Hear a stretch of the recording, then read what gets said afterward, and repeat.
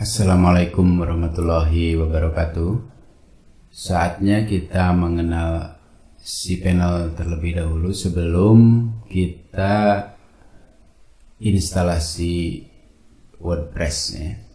Nah, kita buka email yang sudah diterima ketika kita sudah melakukan pembelanjaan sebelumnya dan lihat ada new informasi akun layanan cloud hosting ID Cloud Host di ini ya, yang ini. Nah, tinggal diklik saja. Oke, dan ini ada beberapa informasi. Yang pertama paket hosting Starter Pro ya. Ini harusnya saya membeli Basic Pro, tapi nggak masalah ya, nggak masalah. Ini hanya buat contoh aja, Basic Pro. Ini Starter Pro ya. Terus ini nama domain yang kita pesan. Selanjutnya ini pembayaran awal. Dan ini pembayaran berikutnya ya, di bulan berikutnya. Jangan lupa ini kalau memilih bulanan kita harus membayar bulanan. Dan ini seterusnya ya, seterusnya. Nah, ini adalah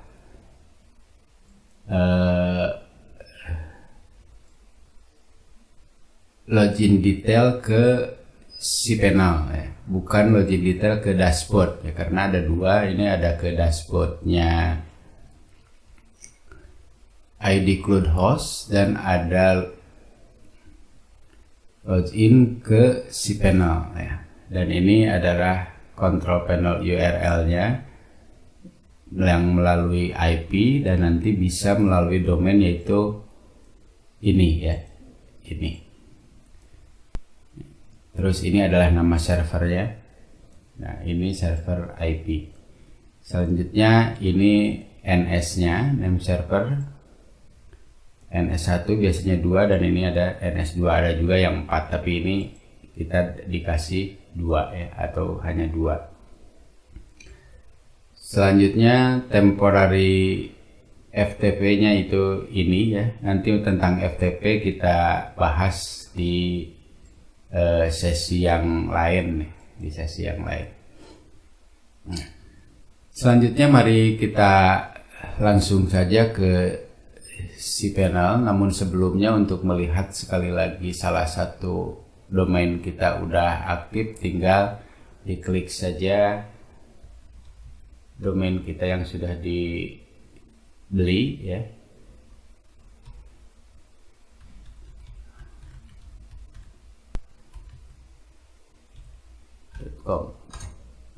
Nah ini jika ada tulisan index of dan CGI strip bin ini, maka ini sudah aktif ya, berarti sudah bisa kita instalasi ya. Tinggal di sini ditambahkan saja untuk masuk ke cPanel, tinggal nulis cPanel, klik, maka ada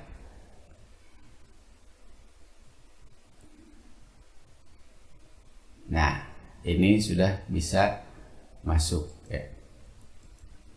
Kita tinggal copy saja ini ya. Baiknya teman-teman ini disimpan di notepad ya, supaya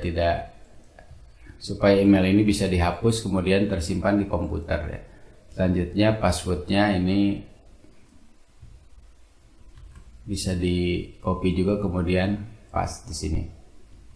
Maka kita sudah bisa masuk ke cPanel kita. Ini sedikit saya terangkan terlebih dahulu beberapa fungsi di sini. Nah, ini adalah jendelanya, ruangan-ruangan utamanya atau home dari cPanel adalah seperti ini. Pertama, ini files ya, untuk penyimpanan file. Yang terpenting itu adalah file manager ya.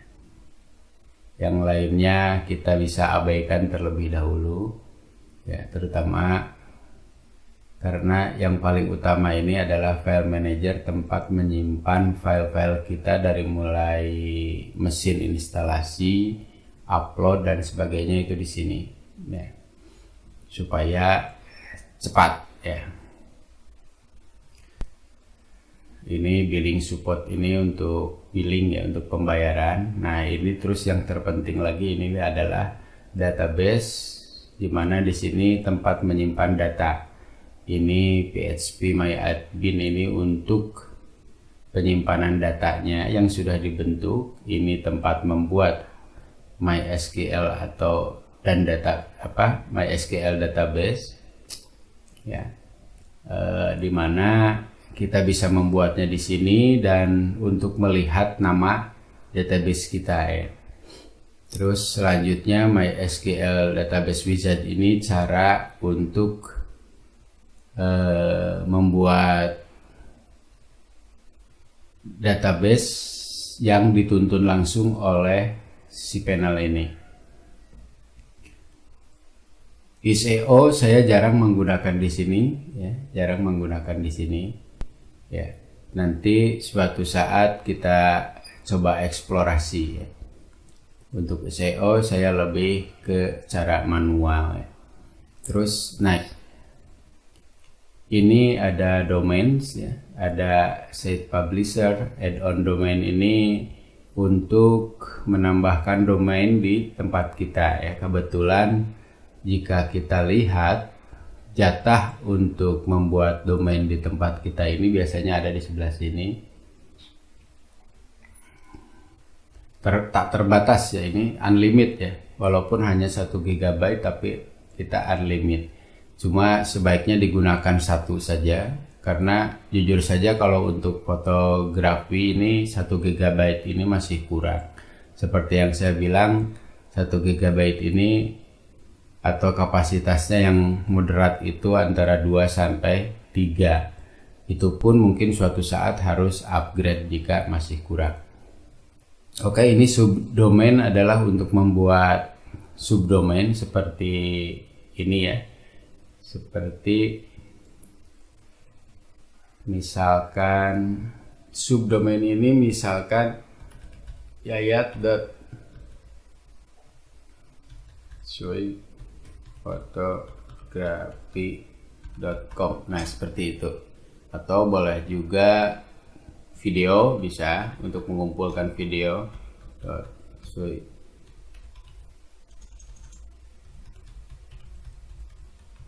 Nah di sini bebas namanya ya, apapun pada dasarnya, itu apapun sesuai dengan keperluan kita. Ini subdomain. Subdomain udah, yang lainnya yang terpenting ini adalah di sini tidak ada yang lebih penting ya untuk awal-awal ini, biar tidak bingung. Untuk redirect ini, misalkan jika kita mempunyai domain lain terus ini kita arahkan, maka kita akan langsung menuju ke domain yang bersangkutan. Misalkan begini, jika kita ingin memindahkan fotografi.com ke soymedia.com, maka kita menggunakan fasilitas ini di sini ya. Fotografi redirect through misalnya ke soymedia.com. Tinggal add aja di sini ya. Oke, kita lanjut. Yang terpenting lagi, nah ini email ya. Misalkan kita membuat email ya, dengan rumusnya pada dasarnya seperti ini. Email kita yang akan kita buat @domainkita.com. Jadi lebih eksklusif ya. Nah, saya kasih contoh di sini, admin @soyfotografi.com. Nah ini nanti kita buat karena ada pembahasan khusus, dan sekaligus saya koneksikan bagaimana kita bisa membukanya di Gmail ya. Ini mudah ya. Selanjutnya ini tentang statistik ya. Biasanya saya sering membukanya lewat Ewistat ya, terus melihat bandwidthnya atau Webalizer ya. Macam-macam di sini bisa dilihat. Walaupun saya lebih sering menggunakan pihak ketiga seperti Hitstat atau Google Analytics. Ya. Ini security nanti di sini sebenarnya tidak dipergunakan karena ini juga ada email pemberitahuan kalau Auto SSL sertifikat sudah install, kita tinggal menginstalnya. Di WordPress nanti kita tidak menggunakan ini ya, langsung melalui sebuah plugin sehingga kita bisa cepat terinstalasi dengan baik ya. Nah, nanti bentuknya akan kayak begini.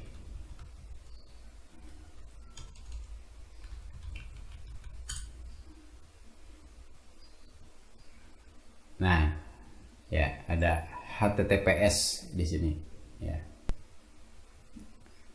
Jadi lebih kita selain lebih secure juga kelihatan lebih profesional ya. Bagus. Oke, yang lainnya saat ini belum perlu terlebih dahulu. Di sini sedikit di Multi PHP Manager. Di sini biasanya suka ada ketentuan dari sebuah themes ya yang akan kita gunakan kalau harus menggunakan PHP 56. Jadi kita langsung set aja yang 56 ya. Nah, ini udah ternyata sudah terinstall PHP 56 ya. Selanjutnya yang lainnya ini Multi PHP INI editor. Di sini memerlukan, kita pilih Sui fotografi. Di sini memerlukan beberapa pengaturan. Ya. Ini misalnya maksimal execution time-nya kita pilih aja di sini 200 gitu ya. Terus yang lainnya biarkan default. Memory limitnya juga di sini untuk jaga-jaga kita ambil aja 256 ya. Terus post maksimal size-nya ini 180 aja, 180 MB ya. Terus ininya juga demikian 180. Yang lainnya dibiarkan saja upload maksimal size-nya ya. Karena kita banyak gambar, terutama nanti di instalasi themes, supaya tidak bolak-balik ke sini ya. Klik apply saja. Selesai, kembali. Selanjutnya yang lainnya tidak ada yang lainnya yang penting selain ini. Teman-teman kalau menginginkan ganti password bisa di sini ya, supaya bisa diingat. Misalnya old passwordnya yang tadi ya, old passwordnya yang ini ganti supaya mudah diingat. Yang teman-teman suka new passwordnya monggo terserah ya.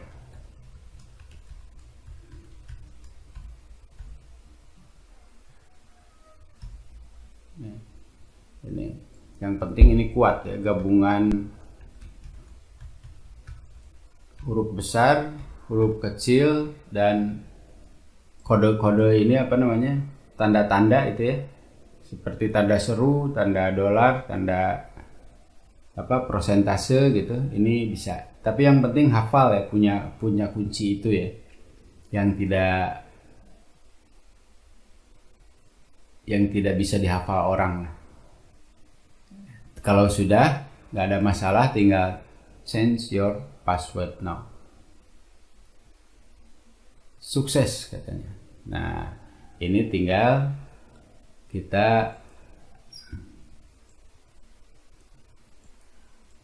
tes lagi dari password yang kita buat.